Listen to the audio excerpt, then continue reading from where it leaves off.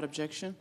Madam President, I wanted to say a few words about the $106 billion emergency foreign aid supplemental bill that may soon be coming before us. And I should be clear that there are a number of pieces of that bill that I strongly support, but in its present form, I do not think it serves the interests of the American people. Let me say a few words as to why.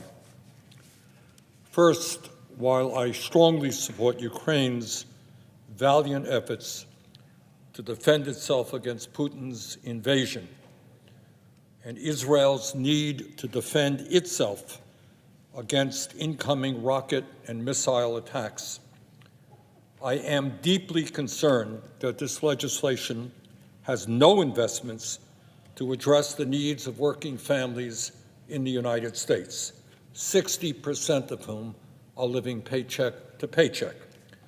So let us be clear. Yes, there are enormous emergencies abroad, but there are also very serious emergencies in our own country, including the crises we face in childcare, in primary health care, housing, and in other needs. The American people do not want us to continue to ignore these issues. Secondly, at a time when Congress will likely soon pass a $900 billion defense bill, this supplemental bill includes tens of billions that should be covered as part of the base defense budget and handled through normal appropriations, not allocated as emergency spending. We can save tens of billions of dollars in this bill and dedicate that money to some of the horrendous domestic crises that we face. Thirdly, and maybe most importantly, Madam President, at a time when some 16,000 Palestinians have been killed in the last 2 months, 2/3 of whom are women and children, and tens of thousands more have been injured, at a time when 1.8 million people, Palestinians, have been displaced from their homes and are struggling every day, have been thrown out of their homes. They don't know where they're going. They are struggling to get food and water and medical supplies and fuel just to survive. And I want you to think about what's going on with the children, a lot of children in that country. What is going on psychically, them looking up in the sky, is a bomb going to fall? Where am I spending the night? How do I get food? That's what's going on there right now.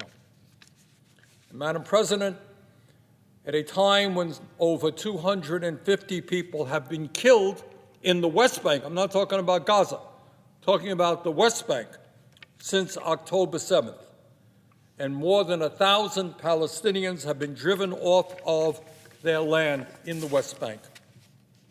No, in the midst of all of that, I do not believe we should be appropriating over $10 billion for the right-wing extremist Netanyahu government to continue its current military approach. What the Netanyahu government is doing is immoral, it is in violation of international law, and the United States should not be complicit in those actions. Madam President, we are all clear that Hamas, a corrupt terrorist organization, began this war with their barbaric attack against Israel on October 7th. Given that reality, Israel has a right to defend itself, but it does not have, in my view, the right to wage all-out war against innocent men, women, and children, Palestinians, who had nothing to do with the Hamas attack. Therefore, I believe it is appropriate for us to support defense systems that will protect Israeli citizens from incoming missile and rocket attacks. But I believe that it would be irresponsible for us to provide an additional $10.1 billion in unconditional military aid that will allow the Netanyahu government to continue its current offensive military approach. That approach has included indiscriminate bombing that has killed, as I mentioned before, 16,000 people, most of whom are civilians. And I want to make this point. All of us, many of us, I hope most of us, understand that what is going on in the Ukraine is horrendous. Putin, almost 2 years ago, attacked Ukraine. The result is massive destruction. Hundreds of thousands of young Russian soldiers are dead. Some 30,000 Ukrainian soldiers are dead. It is a disaster. But interestingly enough, according to the United Nations, about 10,000 civilians have been killed since Russia's unprovoked invasion in February 2022. 10,000 civilians killed in Ukraine in a terrible war in almost 2 years. 15,000 Palestinians killed in the Gaza area in 2 months. Israel's indiscriminate approach is, in my view, offensive to most Americans. It is in violation of U.S. and international law, and it undermines the prospects for lasting peace and security. Israel must dramatically change its approach to minimize civilian harm and lay out a wider political process that can secure lasting peace. And that must include a guarantee that displaced Palestinians will have the absolute right to return to their homes as Gaza rebuilds. It will include no long-term occupation or blockade of Gaza, an end to the killings of Palestinians in the West Bank, and a freeze on new settlements there, and perhaps most importantly, a commitment to broad peace talks to advance a new two-state solution in the wake of this war. Madam President, the Biden administration has appropriately, and I applaud them for this, been trying to get the Israelis to be more targeted in their approach. But there is little evidence that they have succeeded.